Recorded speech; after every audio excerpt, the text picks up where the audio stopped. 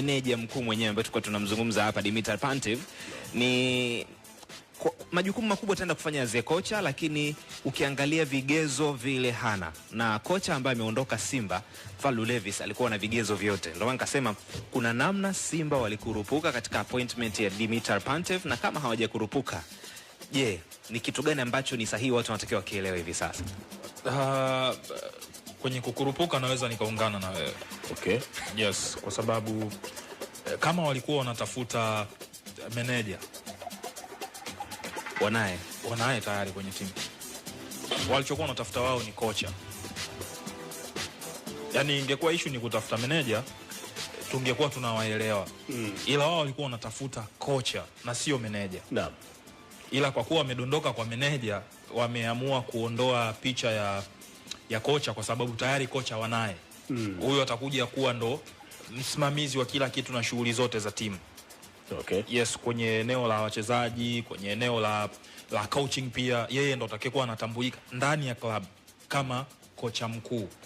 Hiyo ni tafsiri ambayo wao wataki tu kuiweka hadharani. Yaani kwenye picha kubwa yule ndo kocha mkuu wa timu. Ila kwenye ule mlolongo wa CAF na TFF haimtambui kwa sababu hana hivyo vigezo.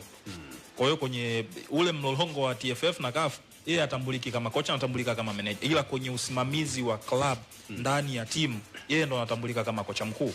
Kwa hiyo mimi nawaelewa Simba kwenye hicho walichokifanya. Ni namna tu ya kuwasilisha taarifa yao ili kusiwe na huo mkanganyiko. Labda na mimi nikiungana na Evans kujibu swali hilo hilo. Ndio. Kukurupuka ni nini? Kufanya kitu kwa haraka. Sio? Ndio. Ila sio neno zuri in the sense kwamba mara nyingi ni pale ambapo mtu umefanya kitu kwa haraka bila kufikiria. Naam. Sawa? Naam. So kwa tafsiri ya neno hilo, kwa mujibu wa lugha, sidhani kama Simba wamekurupuka kwa maana kwamba hawakufikiria. Ila kuact haraka, walitakiwa kuact haraka kwa sababu mashindano yameanza. Yaani msimu umeanza. Hapo kamanda. Yeah. Tunaweza tukajikita hapo kwamba Simba wamekurupuka. No, mechi mbili tu unaweza ukamwapoint kocha kwamba kwanza kabisa hawajamwapoint kwa sababu ya mechi mbili, wamemwapoint kwa sababu ya CV yake. I doubt kama CV yake isingekuwa nzuri, kwa maana kwamba kuna ubingwa amechukua, kuna amewahi kufanya kazi ya Afrika, sidhani kama anafundisha pia, ambacho yani ingekuwa kwamba yule kocha ameajiriwa na Gaborone United mwezi uliopita, alafu ndio Simba wakakutana naye. I don't think kama wangekuwa kwa uhabini kwenye hizi mechi mbili. No, it's not mechi mbili. Okay. Na hata kama kweli tukifanya kwamba ndio hizo mechi mbili, sio kitu kibaya pia, kwa sababu Simba imeshaajiri makocha ambao haijawahi kuwaona kwenye mechi hata moja.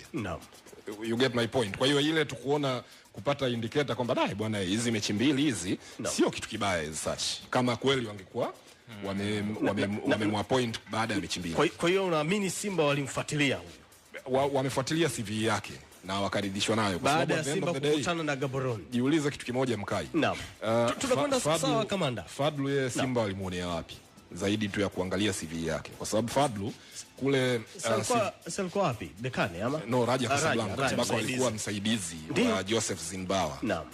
The only managerial stint ya Fadlu kama kocha mkuu imewahi kuja mara mbili kama interim wa timu ya Maritzburg. Sawa. And ni muda umepita zaidi ya miaka 5 au 7 imepita. Kwa hiyo ni mahali ambako Simba hawezi kurudi na kuangalia nini kilitokea Maritzburg. Na pia katika level za ambitions, Maritzburg na Simba hazina malengo yanayolingana. Kwa hiyo in terms of kufanya haraka ndio kitu ambacho walikuwa wanatakiwa, kwa sababu Mkai na kuhakikishia kwamba kama mkoa hajapoint kocha mpaka sasa hivi, tungezua mjadala mwingine kwamba Simba wako serious kweli na mashindano.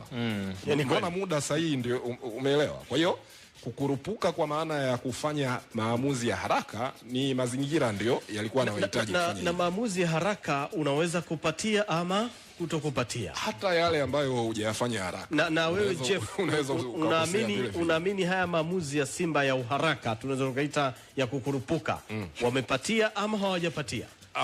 Of course mimi naamini wamefanya sahihi, kwa sababu nimemfuatilia pia mimi kocha. Na nimefuatilia utendaji wake wa kazi na hata CV yake, na I'm convinced kwamba ni mtu sahihi kwa wakati sahihi, kwa sababu unajua mpira wakati mwingine hauna formula. Simba imewahi kupata kocha bora wa Afrika kwa wakati huo. Haijawahi kutokea, unajua Tanzania hapa akaja kocha ambaye anashikilia tuzo ya kocha bora wa Afrika kwa wakati huo. Ilikuwa ni Benchika. Hajawahi kuja kocha hapa ambaye wakati huo husika yeye ni bingwa wa mashindano mawili ya Afrika. Sawa. Wengine waliwahi kuja hapa ana rekodi tu kwamba aliwahi kufika fainali mwaka fulani, aliwahi kufika fainali, lakini Benchika alikuja hapa literally 3 months ago.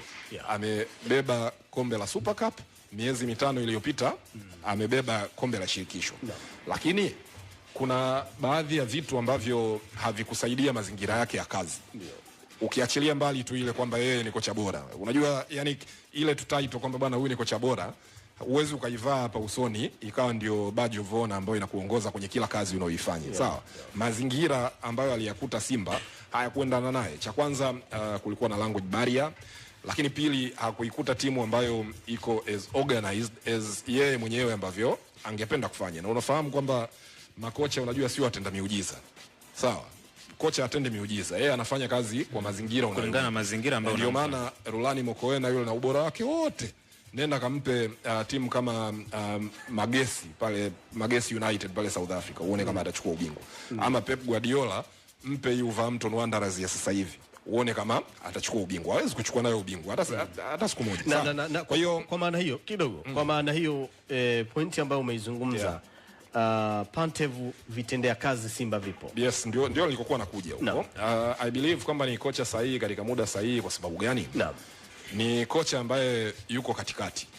He is not too advanced for Simba, lakini pia sio kocha wa kiwango cha chini kiasi cha kushindwa kufanya kazi kwenye mazingira ambayo wakati mwingine changamoto inaweza ikajitokeza. Kamanda, inawezekana Pantev, tukijaribu sasa kuangalia kwenye aina ya ufundishaji na profile ya kocha mwenyewe, tunaweza tukimlinganisha kidogo na Fadlu Davis pale. Ni downgrade ya Fadlu au ni upgrade ya Fadlu? Yani ni bora zaidi ya Fadlu au yuko sawa sawa na Fadlu au yuko chini ya Fadlu? Fadlu hajawahi kuchukua ubingwa wote ule Afrika kama kocha mkuu.